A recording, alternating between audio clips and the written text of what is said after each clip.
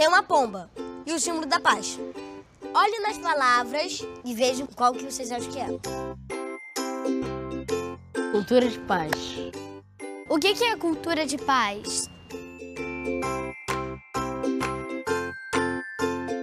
Cultura de paz é as pessoas terem paz para ter um mundo melhor. É como se fosse educação na paz. Mas é parar as brigas. Para a gente evitar a violência.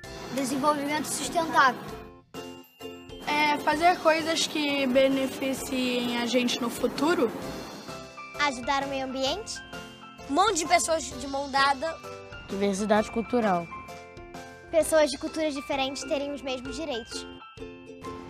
E esse daqui? Um homem e uma mulher em um sinal de igual. Igualdade de gênero. Homens e mulheres terem os mesmos direitos. E agora, o que vocês acham que é? Direitos humanos. Todas as pessoas terem o mesmo direito. Só sobrou esse. Cidadania global. É todo mundo respeitar o mesmo planeta. Todas as pessoas serem amigas umas das outras. O que vocês acham que é bom a gente fazer até 2030, além dessas frases que a gente pegou agora? Reciclagem. Economizar a luz. Poluir menos o ambiente. Economizar água. Até 2030, a gente tem que fazer todas essas coisas que a gente acabou de conversar. Para sempre. Pra sempre. Pra vida inteira. Nós, crianças, somos a esperança do mundo. Vamos refletir. Para você, o que é educação de qualidade? Que tipo de escola precisamos e o que podemos fazer para alcançar essas metas?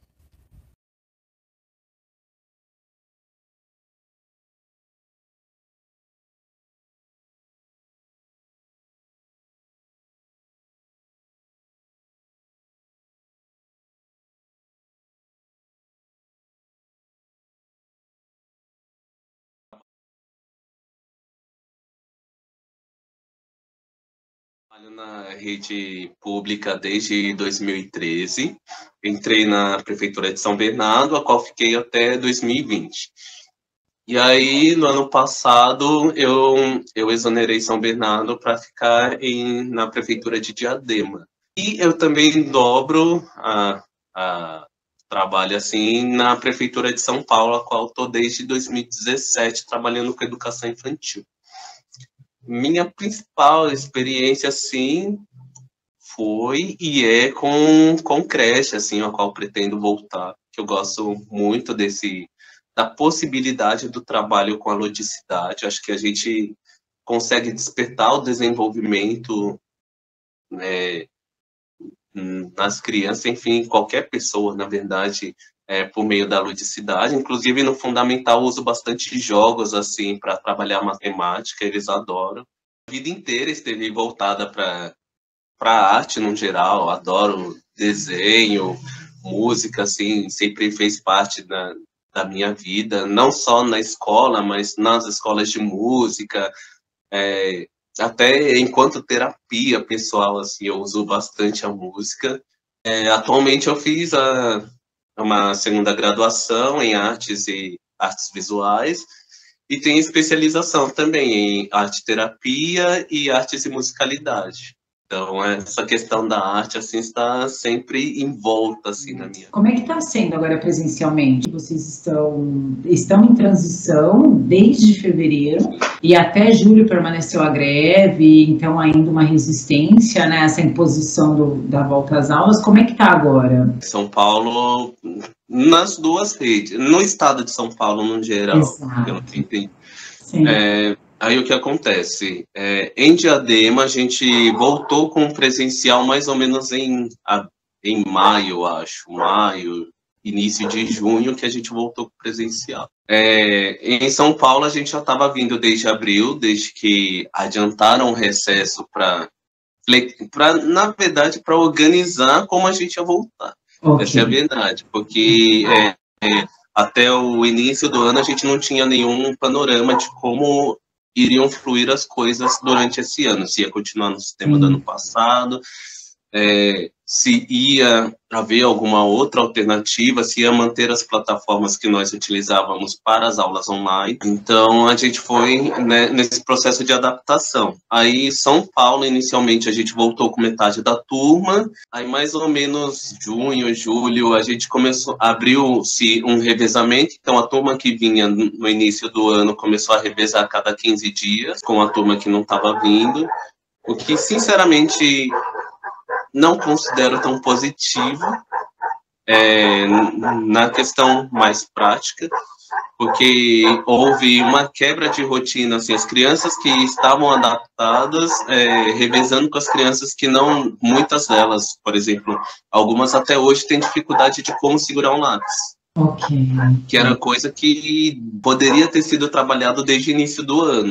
E aí, agora, acho que tem mais ou menos uns 15 dias que houve a junção das duas turmas.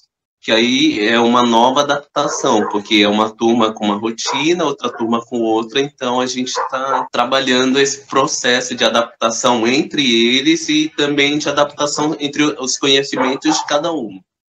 Porque, como a gente vinha conversando, muitos pais não participaram das propostas remotas que nós enviamos. Então, assim, querendo ou não, o período de férias a gente já sente o quanto as crianças sentem dificuldade com retorno, assim, para manuseamento, questão de rotina propriamente dita.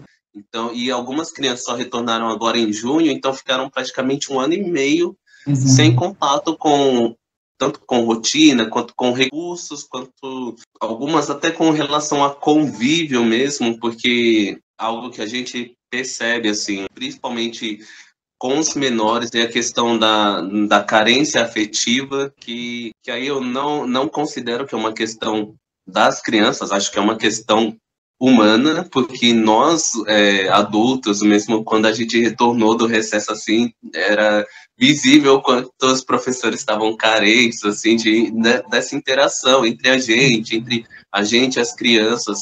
E, desculpa, por exemplo, até como você falou antes, pela questão cultural, nossa brasileira mesmo, né, do toque, da presença, né. Da proximidade, do olho no olho, assim, de sair na rua, nem que seja para comprar um pão, dar uma volta, enfim, dependendo da região, simplesmente ficar parado no portão de casa, observando. Então, e ano passado a gente não podia nem ir na varanda direito, né? Não digo de uma rede, assim, mas nós fazemos parte de todas as transformações que existem ao nosso redor.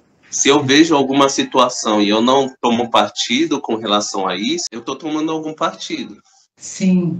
Mesmo a omissão é uma escolha. Claro. Onde foi que eu estava falando sobre a deficiência, a esquizofrenia? Qual seria uma das melhores aí atuações ou escolhas para fazer com que um deficiente cognitivo melhorasse? Né? O porquê da inclusão social? Né? A gente estava ali rebatendo uma das grandes, desculpa o palavreado, mas besteiras que a gente escuta da atual conjuntura política brasileira, né? E a gente estava conversando sobre isso e o especialista falou, existe só um modo de a gente incluir uma criança ou pessoa deficiente cognitiva, é incluindo e fortalecendo a sua rede, porque qualquer ser humano só é forte em rede. Porque se ele é isolado, ele não tem forças, ele não tem trocas, ele não apreende, ele não se fortalece. Então, por mais que você diga, não é um amigo, mas eu tenho conhecidos, você já está ali constituindo uma rede, talvez não tão ampla, mas e essa rede faz toda a diferença. E como você falou, são escolhas políticas, né? Nós somos seres políticos porque escolhemos, né? Vygotsky que falava muito disso, assim, sobre a questão, sobre o quanto as interações sociais ajudam no desenvolvimento, né?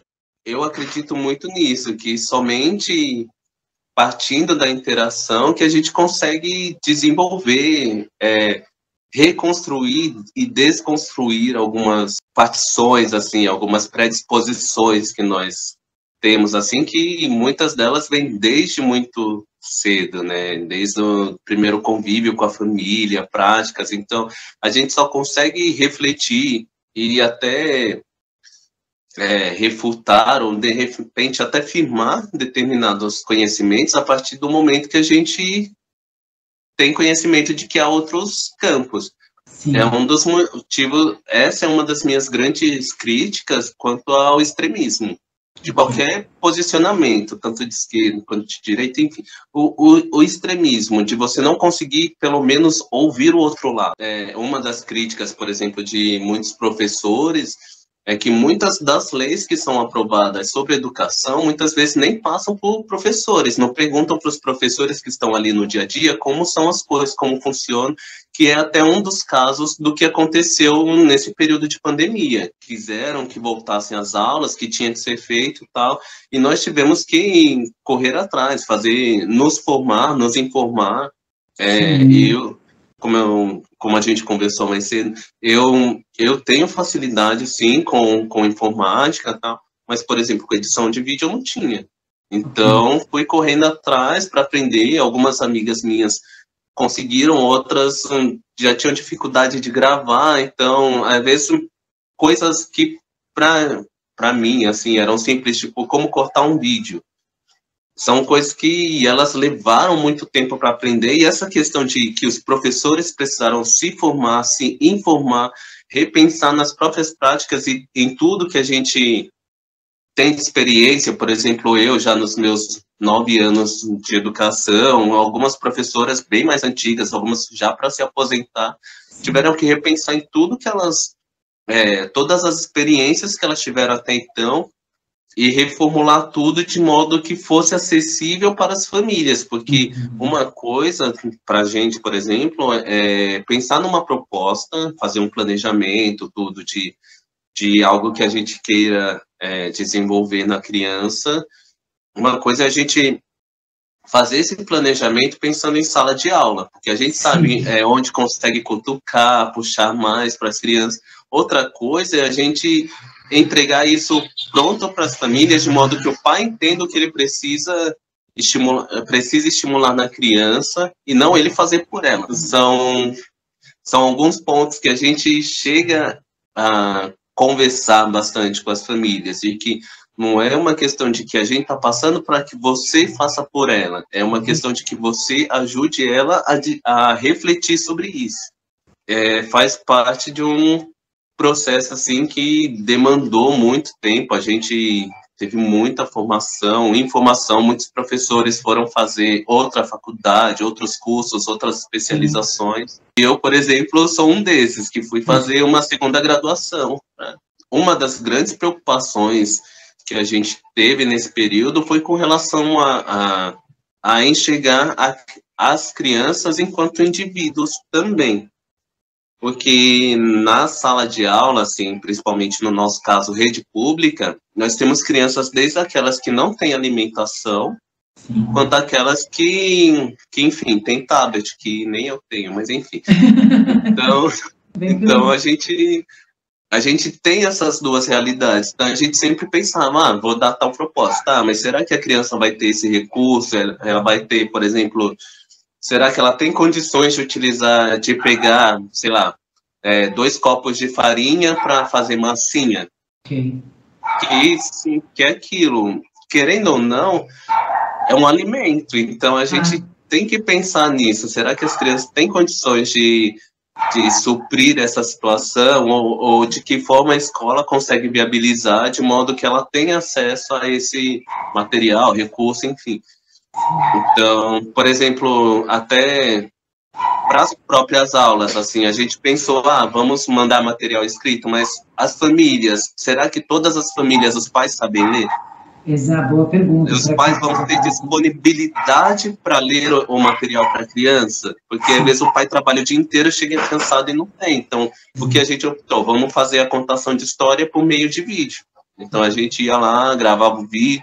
E aí também os vídeos, entra a questão de vamos fazer um vídeo assim, mas da próxima vez a gente tem que fazer um vídeo que chame a atenção, não pode ser só lendo o livro, tem que ser com palitoche, com fantoche, com bichos, enfim. E além disso, a gente tem que chamar a criança de modo que ela se sinta interessada para ver o vídeo. Foram vários detalhes assim que às vezes para a família passa despercebida. Mas para a gente foi assim, não tem um profissional que eu trabalho assim que fala, não foi produtivo, muito pelo contrário, todos gostamos muito, assim, a gente realmente fez com carinho, a gente se esforçava, eu mesmo às vezes ficava até quase 10 horas da noite conversando com uma amiga, montando os negócios, tal, para ser uma coisa atrativa, ser algo legal. O professor, antes de mais nada, ele é também uma mãe, um pai, um cidadão que mora num condomínio onde tudo pode acontecer. Com certeza. 1000 imprevistos, a rede pode cair, a luz pode faltar, o vizinho pode começar uma construção. Então, essa coisa de administrar o trabalho dentro da própria casa, tem um filho que entra aqui hoje, minha filha não está aqui. Mas geralmente ela vai falar sempre um oi aqui. Então, são 1001 coisas aqui, situações, desafios e imprevistos que a gente teve também que conciliar com a produção desse produto. Então, 3 minutos de vídeo é uma eternidade, assim, do que você tem que montar. E porque é aquilo, como a gente estava falando, né? Tem a pré-produção, que é desde fazer o planejamento, que vídeo vai passar, qual o intuito, qual o objetivo, quais as reflexões que a gente vai propor nesse vídeo. Aí tem o período de gravação, que de repente, às vezes é até o mais curto, assim, o período de gravação. E aí tem a pós-produção, que é cortar o vídeo, ver se vai colocar uma musiquinha de fundo para chamar atenção, se... Por exemplo, a gente, assim, no meu grupo, a gente propôs de montar uma vinheta. O bom é que depois que a gente tem a ideia, fica mais fácil.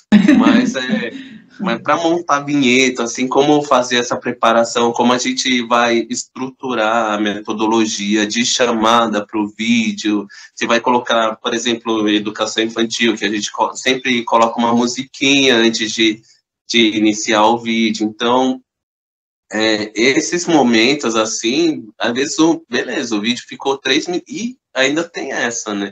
Que às vezes a gente ficava cortando o vídeo para ficar entre os 3, 4 minutos, porque senão o vídeo seria mais longo. Só que se a gente coloca um vídeo muito longo, muitos pais não têm condições de baixar, porque alguns não têm internet em casa, assim, Wi-Fi, muitos têm que utilizar a internet do celular, e alguns até usam para o trabalho também. Exato. Então, entra naquela questão que eu comentei, que a gente tem ainda que se preocupar com milhares de detalhes.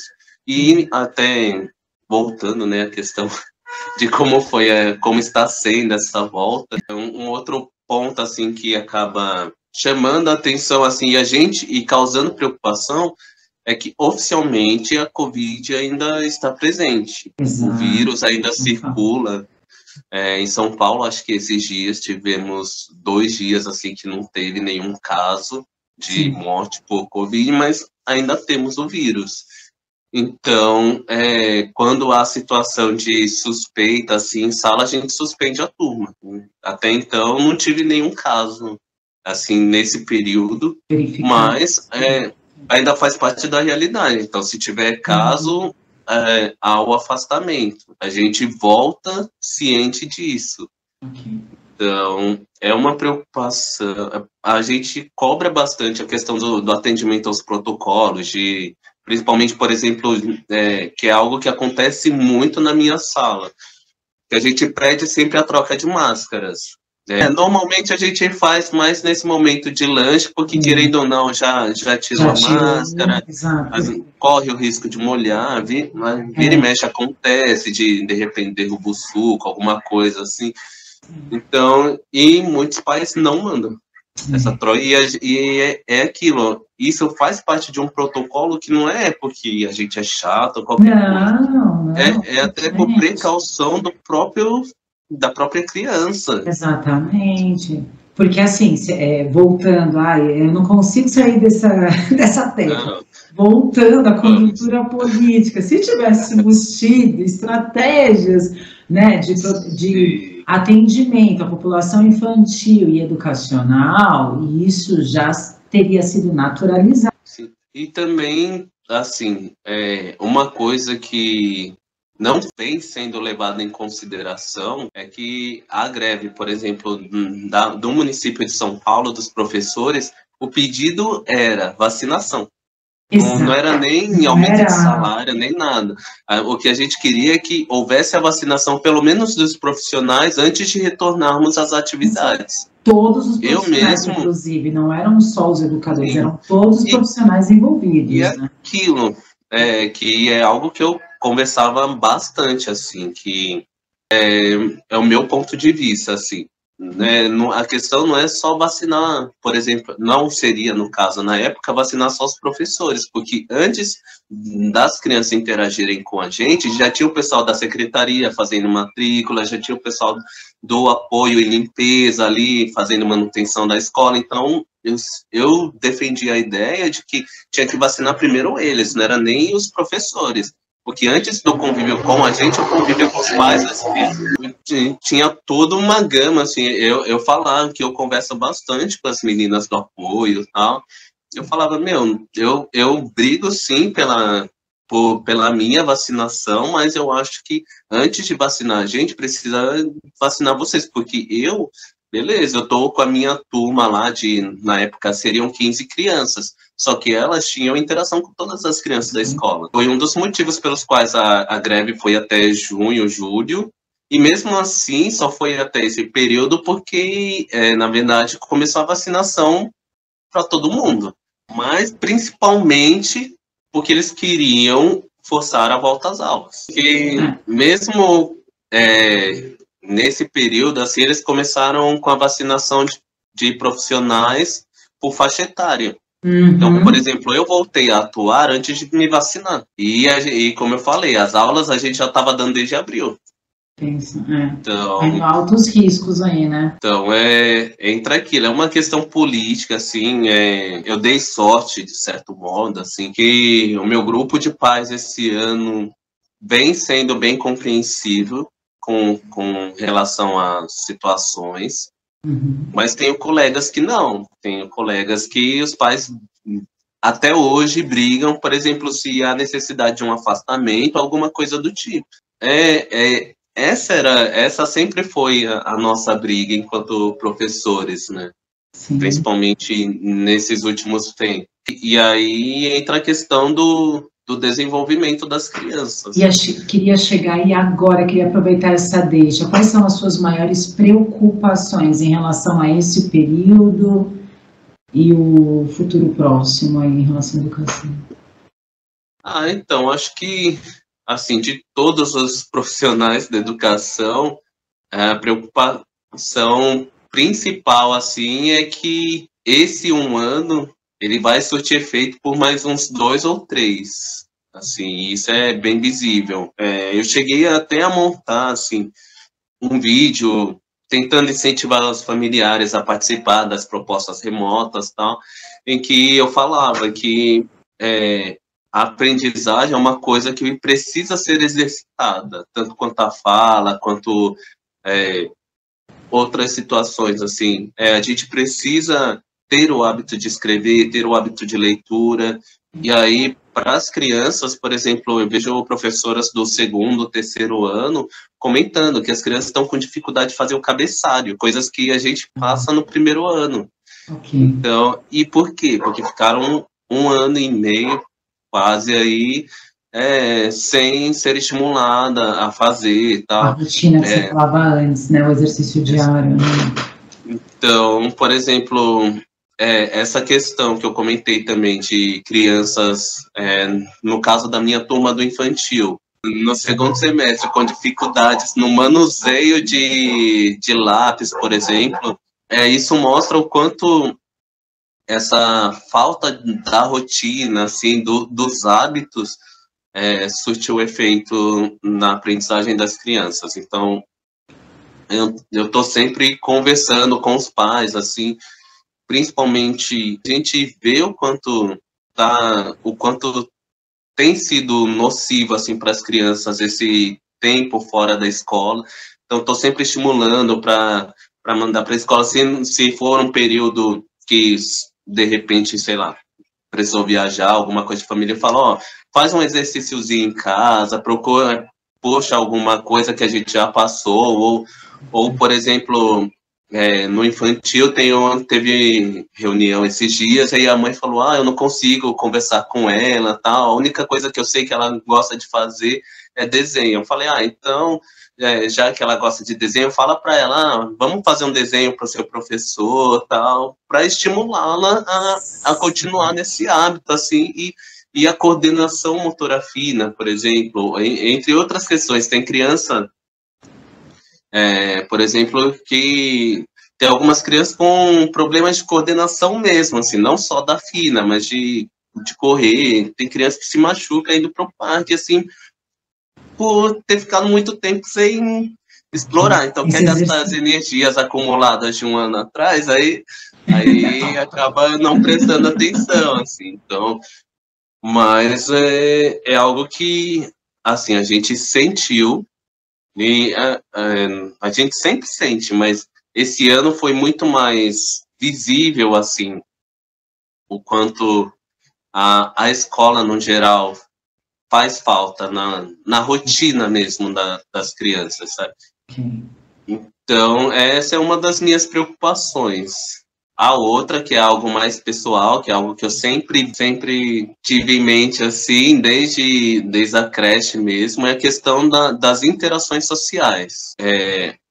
E do emocional, principalmente, das crianças, porque algo que me preocupa muito é ver o quanto as crianças esse ano estão extremamente carentes de atenção, carentes de carinho, de estar junto, do abraço. E, querendo ou não, os protocolos ainda pedem que a gente mantenha certo afastamento. E, na medida do possível, a gente tenta. Eu sempre procuro trabalhar pelo lúdico, que a criança se sinta à vontade para conversar, para se divertir, que enxergue o professor enquanto amigo também. Então, e muitas vezes a gente para conversar, assim, eu tento propor interações e, querendo ou não, toda essa carência também gera competitividade. E aí, lidar com isso, lógico, faz parte da criança querer mais atenção, principalmente aqueles que são filho único ou é a única criança na família, tal, isso sempre existiu. Porém, esse ano está um pouco mais generalizado, eu diria. Então, isso é algo que me preocupa também, porque essa questão da carência também exige um cuidado com o emocional da criança, com o sentimento dela.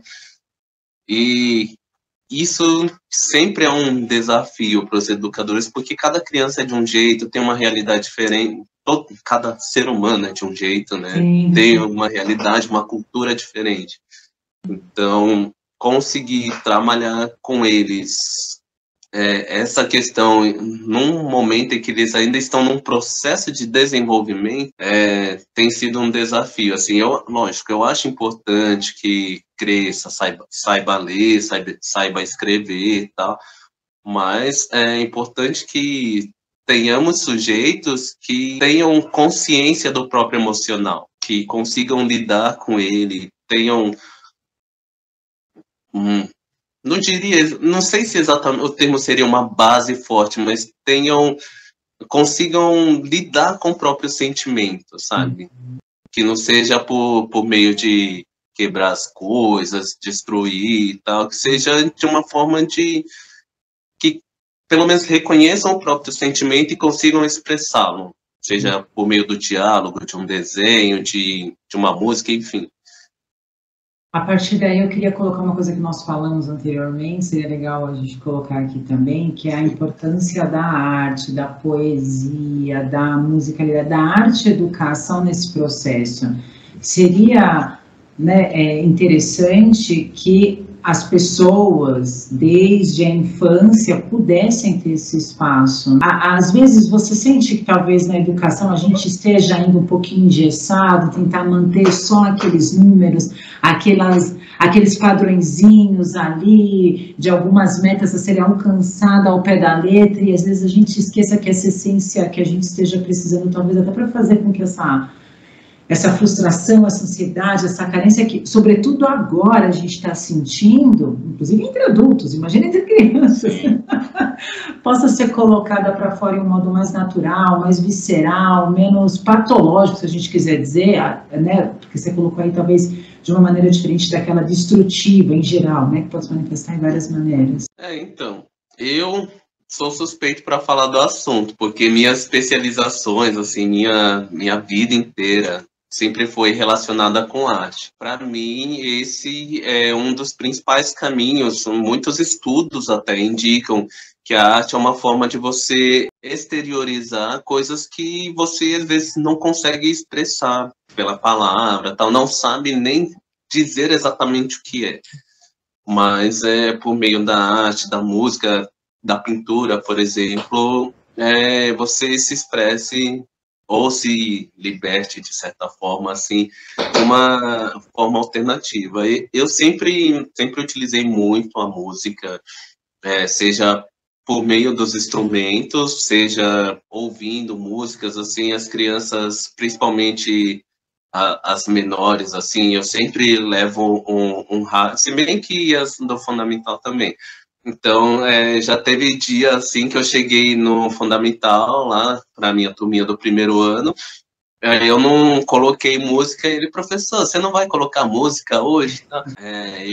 Para mim, assim, a arte, no geral, é um dos caminhos que podem ser utilizados para aflorar a sensibilidade. Eu acho que na sociedade atual a gente precisa muito disso, de aflorar a sensibilidade. E às vezes tem as crianças também, às vezes falam, professor, eu posso desenhar em você?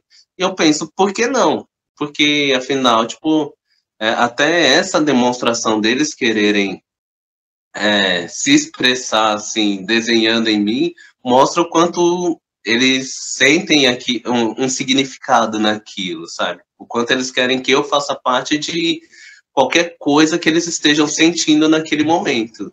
Então, eu acho que isso é gostoso, é legal, é algo que eu venho fazendo, assim, que eu venho percebendo que tem dado certo, assim, desse ponto que eu até comentei sobre afetividade e tal, entre criança e criança, entre criança e adulto.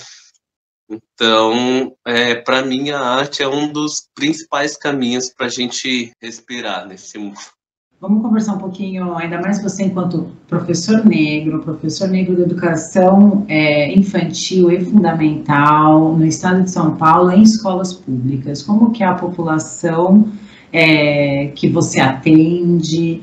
Como que você está sentindo esse retorno? Quais são os impactos, né, que você está sentindo negativos em relação ao afrontamento mesmo do racismo?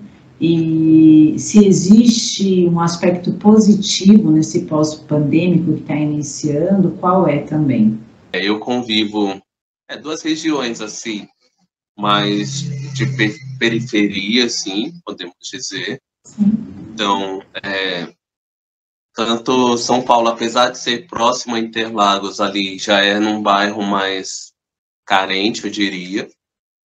E temos muitas crianças negras, assim, que necessitam um pouco mais de um conhecimento sobre a própria ancestralidade, eu diria. Esses dias eu estava conversando com meu irmão dá aula no fundamental e ensino médio.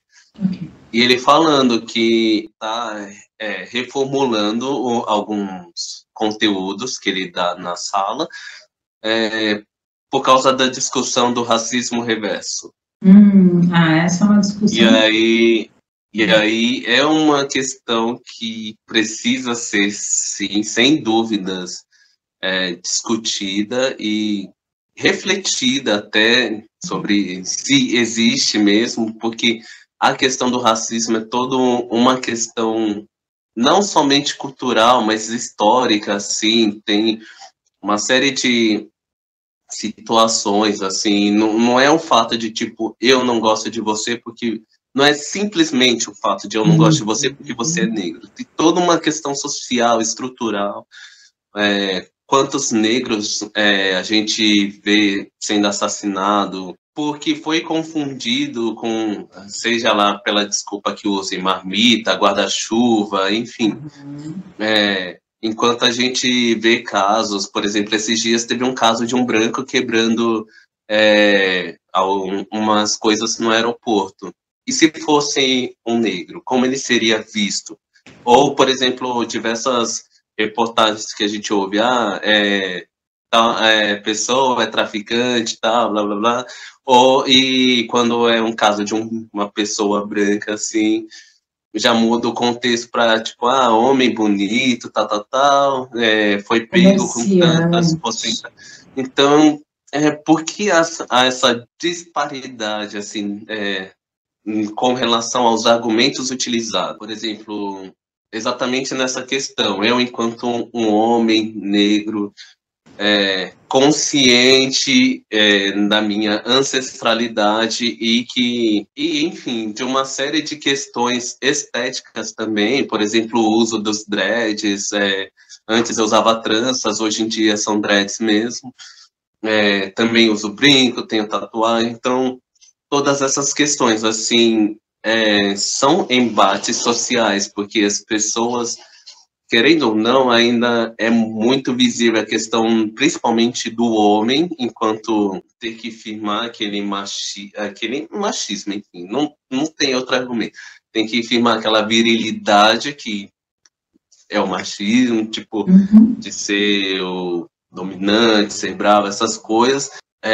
Tão naturalizada essa questão da mulher cuidar da criança e da educação infantil e principalmente creche ser um campo feminino, que é extremamente difícil ter homens, e quando tem, sempre há uma suspeita inicial, assim. No geral, eu tive poucos problemas trabalhando em creche, mas já tive um caso, por exemplo, que o pai não chegou nem para mim, nem para coordenadora, nem para diretora. Já foi direto na Secretaria de Educação dizer que não queria que eu cuidasse do filho. Nossa. E, tipo, porque eu sou homem. Simples assim. Eu não o culpo, porque a gente sabe que é toda uma questão social, há necessidade ainda hoje de toda uma desconstrução com relação a isso. A gente tem casos, sim, de, como já sabe, de pedofilia, tal, por parte do homem, mas também existe por parte de mulher, assim. Também tem os casos de mulheres que cuidam super bem de filhos, mas também de pais, por exemplo, às vezes até pais solos que cuidam do filho, às vezes até melhor, assim, do que algumas mães. Então, acho que essas questões precisam ser refletidas, né, e não naturalizadas. Nos meus primeiros anos de trabalhando em creche, assim, eu ainda fui para uma escola com um conhecido meu, então a gente ficou, acho que uns 4 anos trabalhando juntos em creche, mas também por uma questão de apoio um com o outro, assim, tipo, vamos junto, tal, porque a gente chegava nas creches e só tinha mulher. Tanto é que na escola que eu estou atualmente, do infantil, tem um professor de manhã e tenho eu à tarde. Os únicos professores homens das 28 turmas. Que tem lá, só tem 2 professores homens. E ainda tem, porque tem escola que nem isso. E, tipo, o mesmo acontece, e até acontece também na escola do Fundamental, que eu trabalho aqui em Diadema. Aqui de manhã só tenho eu de professor homem, assim, professor efetivo, e tem os professores de educação física, que também é algo que precisa ser refletido, a questão de mais homens, os homens que aparecem mais na educação são os professores de educação física, mas na escola a gente é muito educado a sentar, tal, e principalmente as mulheres são mais indicadas, assim, para os momentos de concentração, porque aí contém o corpo e aí, teoricamente, mantém aquela visão mais submissa, é mais fácil de controlar alguém que tá? Então, quanto o controle do corpo favorece essa construção da mulher enquanto uma pessoa mais submissa, mais contida, enquanto homens são mais ativos, por isso que a gente vê mais professores de educação física homens. E são praticamente os que mais tem na minha escola, por exemplo. Okay. Aí tenho eu, um professor de manhã, e tenho um professor à tarde, e acho que à noite tem na EJA, mas aí já é uma outra situação, enfim, né, interação com adultos. Mas quanto mais infantil, digamos assim, as turmas, é mais fácil você ver mulheres. E aí a gente precisa refletir um pouco mais sobre isso. Por quê? Por que é tão natural o pai chegar e achar tranquilo ter uma professora e estranha tanto ter um professor? Todo ano, assim, os pais chegam para mim e falam, nossa, eu achei legal, ou os que aceitam, né? Eles falam, achei legal, porque meu filho nunca teve um professor homem, minha filha nunca teve um professor homem e tal. Então, assim, e a gente, enquanto educadores, a gente sempre discute a importância também dessa referência masculina, né? Porque tem muitos, até entre os meninos, assim, muitos deles não tem nem o pai. Então, quais as referências masculinas que eles vão ter? E quais referências positivas masculinas, né? Sim. E é aquilo, né? É importante que tanto pros, às vezes até as meninas, assim, tipo, elas não têm um pai, aí ficam assim, tipo, acha estranho ter barba, por exemplo, sabe? Aí quer passar a mão, assim, para sentir, tipo, e a gente pensa, poderiam ter mais experiências, assim, para as crianças desde cedo, sabe? Sim. Porque... e também para desconstruir essa visão de que o homem assim, algumas professoras até comentam sobre a presença do homem enquanto, tipo, imponência, sabe? Tipo, autoridade. Vou mandar a criança para sua sala porque você é homem. Tá, e isso quer dizer o quê? Tá na hora de trocar, né, essa ideia de que a autoridade seja só masculina, né? E elas falam, não, mas você é tão tranquilo, nossa, Damásio dando bronca, parece que tá trocando ideia com amigo. mas eu falo, não precisa ser aquela situação de embate, de autoridade, e querendo ou não, violento para uma comunicação. Você precisa fazer com que a pessoa enxergue, e não estabelecer uma autoridade de modo que ela tema fazer determinada situação porque vai sofrer com aquilo. A questão não é o sofrimento, é o que a ação dela vai causar. Voltando ao racismo, novembro, assim como março, é um mês de uma determinada discussão social no nosso país. É um mês negro, é um mês da discussão do preto, né? Porque é importante ainda falarmos da não colocação igual, né, do negro em diferentes esferas sociais, assim como, por exemplo, em março falamos da mulher, em julho falamos da mulher negra, e como que no espaço escolar, que acredito que seja o próprio momento, né, de enfatizar questões culturais, questões sociais, e de diferentes esferas aí da população negra brasileira, afro-brasileira. E como que é recebido isso pelos alunos, como é recebido isso pelas famílias, como é recebido isso pelos professores? Conta um pouquinho aí pra gente. Bom, essa discussão é algo que eu faço constantemente, porque eu acho que uma das coisas que eu acho que a escola peca muito é esperar até novembro para se discutir esses temas. Então, eu procuro discutir sempre desde o início do ano, assim, até porque as crianças já têm essa curiosidade comigo, até pelos dread, às vezes eu vou de turbante para a escola, tal, aí, assim, é algo que sempre surge a curiosidade, e até entre os professores, assim, às vezes, tipo, às vezes chega para mim, não, porque deixa eu ver, como que você faz suas tranças? Você fala, meu, isso não é tranças, isso aqui é dread, é diferente. E aí, essa consciência, assim, pô, ainda falta muito na sociedade. Então, desde o início do ano, eu procuro conversar.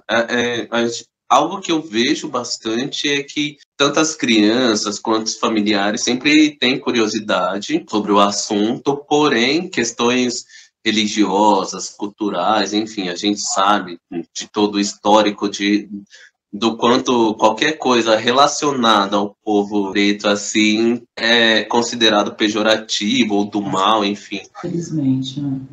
Até no nosso vocabulário, né, muitas palavras estão sendo refletidas sobre o uso delas. Sim. Então é algo que eu sempre discuto com as crianças, assim, mas eu acho que a escola, no geral, e não digo a escola que eu estou, mas a educação, no geral, peca muito nisso. Tem algumas instituições que até desenvolvem um projeto relacionado a isso. No ano de 2019, eu cheguei a propor esse projeto, eu e alguns colegas meus, só que tivemos um sério embate com o diretor. Porque ele chegou para mim, assim, para a gente, né, que a gente estava em reunião, e falou, como que vocês acham que eu vou colocar as crianças no pátio para dançar maracatu?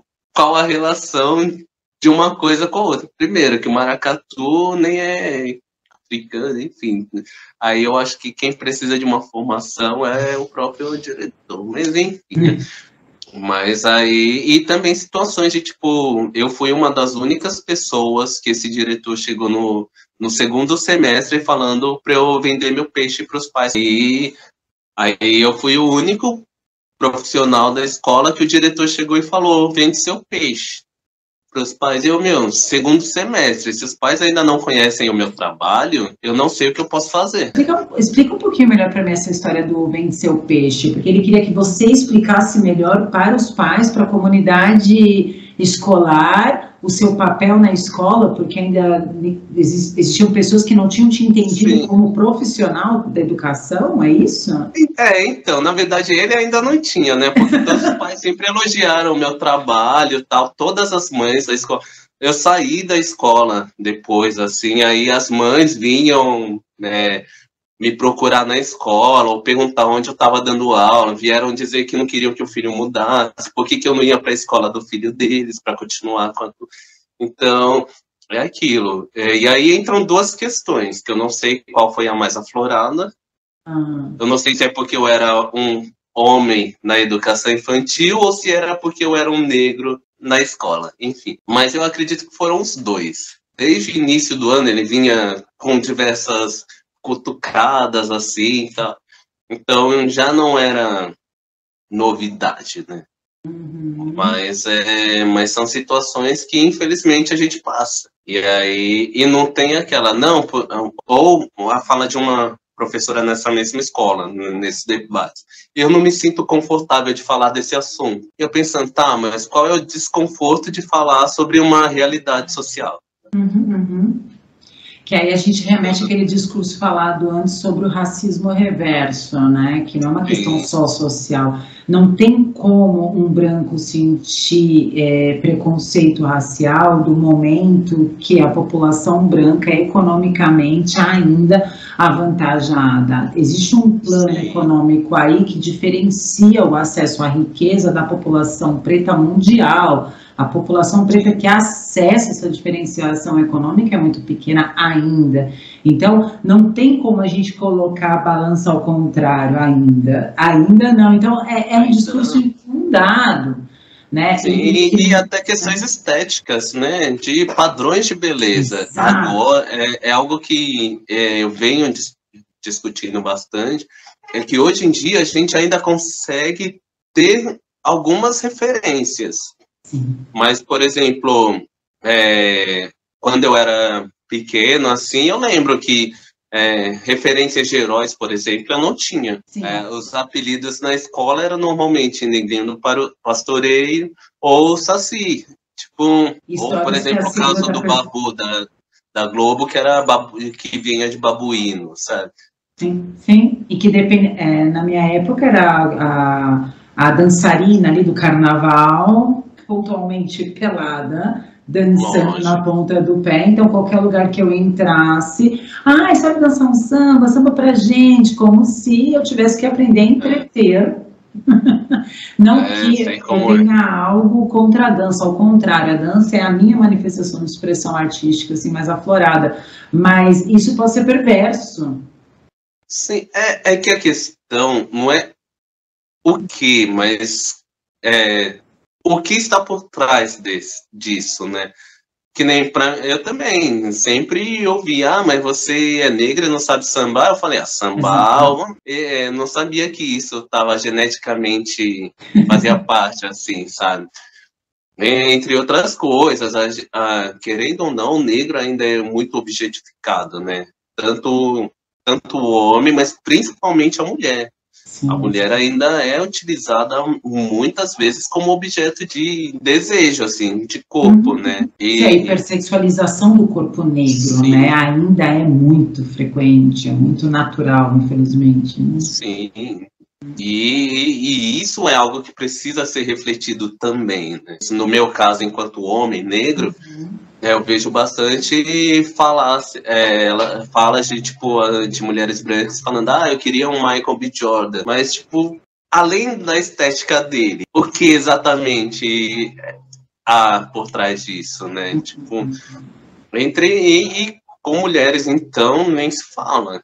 Sim, fora a competição, né, a pejoração, né, desse corpo o tempo inteiro, né, o que causa muito conflito no feminismo, inclusive, né, existe esse feminismo hegemônico que ainda não aceita as demandas da população negra, né, enquanto o feminismo negro, ele não vem para dividir, ele vem para juntar, né, para acolher, tanto que, inclusive, no movimento do feminismo negro, tem também aí um movimento LGBT muito presente, né, levando o outro, né, e nesse feminismo hegemônico, por exemplo, uma mulher trans, uma mulher, enfim, existem ali uma série de diferenciações, e inclusive da saúde do corpo negro, né, que são ímpares. Principalmente a saúde mental, né, porque, assim, é algo que aí eu remeto até a questão da escola, assim, que, assim, infelizmente, não tive um nem dois casos, já tive mais casos, assim, de crianças com dificuldade da autovalorização, assim, tipo, autopercepção, eu diria. Porque a gente ainda vive num mundo hegemonicamente de estética branca como padrão de beleza. Sim. Então, né, já tive casos de ter que solicitar apoio, assim, de outros profissionais da escola para que as crianças, no caso eram meninas, que, como eu falei, pesa mais, querendo ou não, né, socialmente, mas porque teve um caso, por exemplo, de uma menina que ela não queria mais, ela começou a usar só roupa comprida, tal, conversei com a mãe dela, eu converso com a mãe dela até hoje, mas, tipo, na época, ela começou a usar roupa comprida, assim, tipo, né, a gente não sabia o porquê. E aí, eu conversando com a mãe dela, tal, a gente foi sondando, fazendo aquela investigação, assim, e aí a gente descobriu que uma outra menina da minha sala, que correspondia aos padrões de beleza da Barbie, enfim, da Barbie branca, ela disse que não queria brincar com essa outra menina porque ela era feia. Caramba. E aí é aquilo. Às vezes a criança não sabe lidar, expressar isso, enfim. E aí a gente precisou conversar, a gente conversou muito, fizemos, como era infantil, a gente usou muito contação de história, música, rodas de conversa, assim, para não falar diretamente, porque essa questão não só de racismo, mas colorismo, tal, é uma questão complexa, assim, para crianças pequenas, mas também ela precisa ser trabalhada com os adultos primeiro, porque essa fala dessa criança não surgiu dela, ela ouviu de algum lugar. É aprendido, E né? aí, Já odiar o outro pela cor, pelo cabelo. e aí a gente precisou fazer um trabalho, assim, bem incisivo com relação a isso, e aí depois ela foi se percebendo de uma outra forma, assim. Hoje ela já lida bem com isso, mas como eu disse, não foi o primeiro caso, não foi o único caso que eu tive. Então, também, inclusive, esses dias, assim, tava conversando com uma professora que ela pegou uma menina que foi aluna minha, que ela falou, mas tal criança, ela não gosta, não se acha bonita, assim. Lógico que aí também tem que ver quem era a professora, né? Qual é o padrão estético dessa professora. Mas, enfim, ela não, porque ela não se acha bonita, porque o pai dela é branco, a mãe é negra, e aí o pai diz que não gosta da mãe por causa disso. E aí ela se acha feia. Eu falei, mas eu acho que você precisa conversar um pouco mais com ela, né? E tentar enxergar em que pontos essa percepção se dá nela. E aí eu sempre que vejo ela, eu sempre falo, nossa, como você tá bonita hoje, esse cabelo e tal. E ela, professor, obrigada, tal. Aí outras meninas, assim, ou meninos negros também, quando passam, assim, às vezes estão com cabelo diferente, eu sempre elogio, principalmente quando é um cabelo crespo, assim, 4, essas coisas, assim, tal. Porque esses detalhes fazem muita diferença. Total. E como eu falei, eu gosto das fases pequenas porque eles estão num momento de construção da identidade. E eu acho que esse é um dos principais momentos em que a gente precisa construir essa autopercepção e autovalorização. De, tipo, eu sou bonito com meus traços, enfim, eu posso ter dreads, eu posso... Quando eu crescer, por exemplo, que muitos pais gostam da criança com cabelo curtinho, mas é bom que eles se enxerguem. Quando eu crescer, eu quero poder fazer isso, sabe? Tanto é que a minha namorada, ela também usa dreads, assim. A gente sempre fala sobre essas questões dos traços, da estética, do cabelo, assim, o quanto é libertador, sabe? E o que a gente pode deixar aí de mensagem para quem escuta o nosso bate-papo, futuros educadores atuantes, alunos? Eu acredito que a principal mensagem assim, que a gente poderia deixar é com relação a acreditar, sabe? Acreditar na transformação e na importância que a gente tem para o outro. Eu acho que cada conversa que a gente tem com um aluno, com um pai de aluno, ou às vezes com qualquer colega, qualquer pessoa que a gente cruza, a gente planta alguma sementinha assim na pessoa, né? Eu acho que a gente precisa aprender um pouco mais a semear, e a semear coisas boas. Então, seja por meio da música, da pintura, da dança. É importante que a gente consiga encontrar algo na gente que desperte algo no outro, assim. Sempre acreditei muito nisso e acho que é algo que eu vou levar adiante, assim, que é plantar semente. Tinha uma professora minha da faculdade que ela falava disso, que a gente não importa quantos alunos a gente tem em sala, mas se a gente consegue plantar uma sementinha em já valeu a pena. Então, todo esse esforço que nós tivemos nesse período de pandemia, correndo atrás para aprender, para transformar nossas práticas, assim, pedagógicas, por exemplo, para as crianças, apesar do pouco retorno, tivemos retorno de algumas crianças, assim, e algumas até nos surpreendem até hoje com esses pequenos detalhes, assim. Então, acho que para hoje, assim, essa seria a minha principal mensagem, assim, plantem semente. Obrigada, muito obrigada por ter aceitado, ter batido esse papo aqui, muito significativo, e olha, precisamos de mais um, eu acho que uma só foi. Opa, não, tranquilo, quando quiser é só chamar, tamo aí, a gente arruma um tempinho aqui, Massa. Batemos um papo de novo. Legal. Damásio, muito obrigada mesmo. Amém. Gratidão pelo convite. Tchau, tchau, Carol. Tchau, beijão, tchau.